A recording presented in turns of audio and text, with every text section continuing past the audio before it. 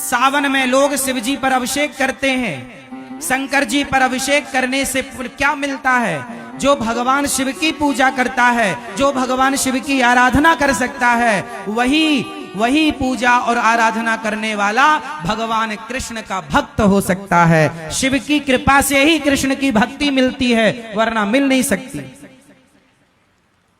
तो भगवान शिव की पूजा का फल है कृष्ण प्रेम।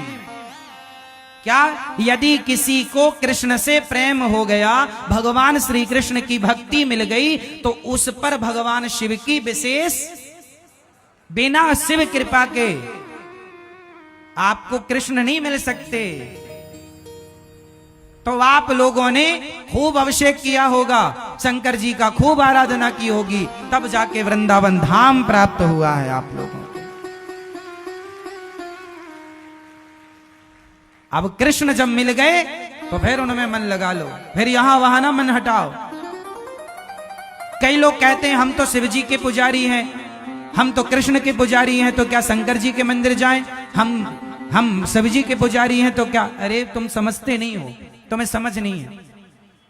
शंकर जी के मंदिर जाओ और शंकर जी से कहो, हे भोलेनाथ, जितनी भक्ति आपके हृदय में है, जितना प्रेम आपके हृदय में है भगवान के प्रति, श्याम सुंदर के प्रति, राम के प्रति, उसका एक अंश भी आप कृपा करके दे दें। हे नाथ, मेरा भी मन भगवान श्री कृष्ण के चरणों में, श्री राधा रानी के चरणों में लग जाए। तो कृष्ण कौन है?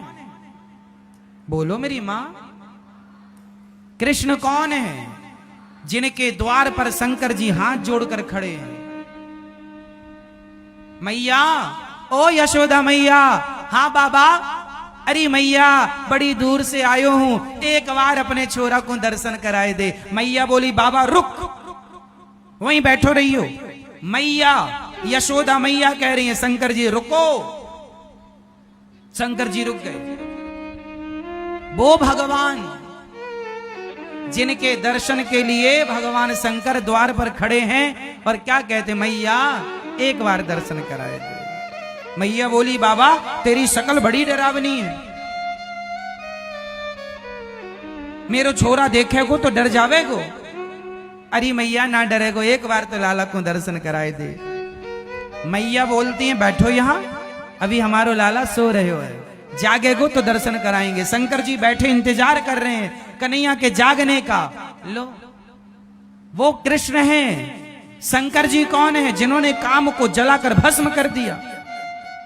शंकर जी की तीसरी आंख खुले तो पृथ्वी जलकर भस्म हो जाए, वो सर्व सामर्थ्य शंकर जी।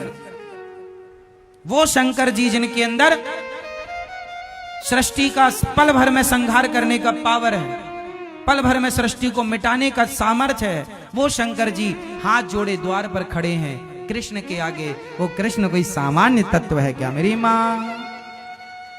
वो भगवान है। एक बार शंकर जी ने जहर पिया था, आप सबको ये बात पता है। समुद्र मंथन हुआ, जहर निकला, किसने पिया? शंकर जी ने पिया। एक बार शंकर जी ने जहर पी लिया। अब बताओ, जहर यदि हम लोग पी लें तो मर जाएंगे? आप लोग पी लें तो मर जाएंगे? मर जाओगे। लेकिन शंकर जी ने इतना सारा जहर पी लिया, मरे नहीं। हम जहर पी लेंगे तो मर जाएंगे, शंकर जी ने जहर पिया, नहीं मरेंगे। वो शंकर जी जो इतना जहर पी कर ना मरे, क्या उनसे कोई इंसान अपनी होड़ कर सकता है, अपनी तुलना कर सकता है? वो शंकर जी जो देवाधिदेव महादेव हैं, जो कामदेव को जलाकर भस्म कर देते हैं, वो शंकर जी गोपी बनकर उस रास में जा रहे हैं भगवान श्री कृष्ण के। वो कृष्ण तत्व है जिनके पास शंकर जी जा रहे हैं, तुम उन्हें हल्के में ले रहे हो। कृष्ण को कोई सामान्य तत्व समझ रहे हैं आप लोग क्या? कृष्णात् परम किमपि तत्व महम न जाने, कृष्ण से भी श्रेष्ठ कोई तत्व है ये मैं नहीं जानता। शंकर जी भी जिन्हें जान ना पाते, शंकर जी किनका ध्यान करते हैं? सदा वसंतम हृदयारविंदे भवम भवानी सहितम नमामि। जिनका ध्यान शंकर जी करते हैं, भगवान कृष्ण का जन्म हुआ तो दर्शन करने शंकर जी आए, रास हुआ तो दर्शन करने शंकर, जिनका दर्शन करने के लिए लाइन में शंकर जी खड़े हैं, उन कृष्ण को आप सामान्य समझ रहे हैं क्या? कोई मजाक का विषय बना रहे हैं क्या कि वो रास रचाए तो हम भी रचाएंगे? जो काम संत कर सकते हैं ना, तुम ना करो। उनकी भावनाएं अलग हैं, तुम्हारी भावनाएं अलग हैं। उनके विचार अलग हैं, तुम्हारे विचार अलग हैं। सबकी तुलना सबसे नहीं हो सकती मेरी मां। जिस तराजू में सोना तोला जाता है, उस तराजू में टमाटर नहीं तोले जा सकते।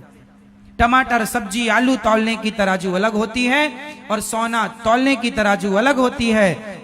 इंसानों को तौलने की तराजू अलग है और भगवान को तौलने की तराजू अलग है। दोनों को एक तराजू में नहीं तौला जा सकता। आप गलती ये करते हैं कि इंसानों से भगवान की तुलना कर लेते। अरे हम, उन्होंने किया हम भी करेंगे। तो उन्होंने पहाड़ उठाया था, है तुम्हारे बाप में हिम्मत?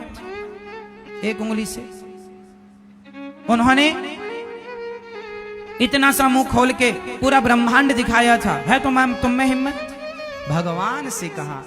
आजकल का इंसान जब उसकी नादानी सुनते हैं ना, तो कई बार दया भी आती है मूर्खता पर, कई बार गुस्सा भी आती है कि बताओ भगवान के लिए लोग क्या क्या कहते हैं, जानते नहीं भगवान के बारे में, बोलते हैं। वो रास रचा रहे हैं, वो भक्तों पर कृपा कर रहे हैं। उस रास में शंकर जी भी सम्मिलित हो रहे हैं। पार्वती जी से कहते हैं जरा हमें भी आज श्रृंगार करो, जरा चूड़ी पहनाओ, जरा साड़ी पहनाओ, और लगा के बिंदिया पहन के साड़ी, चाल चले मतवाली। भगवान शंकर चल रहे हैं। जो नारद जी, बड़े बड़े ऋषि मुनि साधु संत, कौन नहीं उस रास में आया? स्वयं वशिष्ठ जी सामान्य है। वशिष्ठ जी के पास जितना पावर ब्रह्मा जी के पास है सृष्टि उत्पन्न करने का, जितना पावर भगवान श्री हरि के पास है, भगवान राम, भगवान कृष्ण के पास जितना पावर है, उतना पावर तप के बल पर श्री वशिष्ठ जी ने प्राप्त कर रखा है। वशिष्ठ जी चाहें तो एक अलग सृष्टि बना सकते हैं। वशिष्ठ जी इतने पावरफुल, अलग ब्रह्मा बना सकते हैं, अलग सृष्टि की रचना कर सकते हैं। एक बार विश्वामित्र जी ने कहा मैं भी कर सकता हूं। एक बार विश्वामित्र जी और वशिष्ठ जी में कहा सुनी हो गई। वशिष्ठ जी इतने पावरफुल थे तो विश्वामित्र जी को लगा मैं भी करूं। आपको पता नहीं होगा, एक बार विश्वामित्र जी ने तो नई सृष्टि प्रारंभ भी कर दी थी। नई सृष्टि, और वो नई सृष्टि क्या है जानते हो? नहीं, ये जो नारियल होता है, ये नारियल ब्रह्मा जी की बनाई सृष्टि नहीं है। एक बार विश्वामित्र जी को गुस्सा आ गया कि मैं चाहूं तो नई सृष्टि कर लूं, तो कहा कि कर लो, तो वो करने लग गए। तो उन्होंने, अब भाई सृष्टि के लिए आदमी लोग चाहिए, स्त्री पुरुष, तो उन्होंने पिंड बनाना शुरू किया। जिस पिंड से इंसानों का जन्म होता, तो सबसे पहले वो पिंड, जैसे चिड़िया पहले अंडा देती है, स्त्री और पुरुष के गर्भ में भी तो एक, ये समझो कि स्त्री का रज, पुरुष का तेज जाकर मिलता है तो एक कलल बनता है।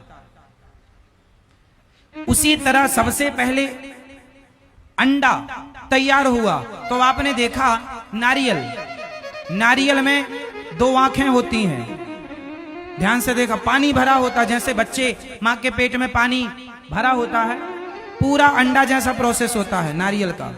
नारियल वो सृष्टि की शुरुआत करने लगे अपनी तपोबल से, मैं अलग सृष्टि बनाऊंगा। ऐसे फिर उन्हें समझाए भैया अलग ना चलो,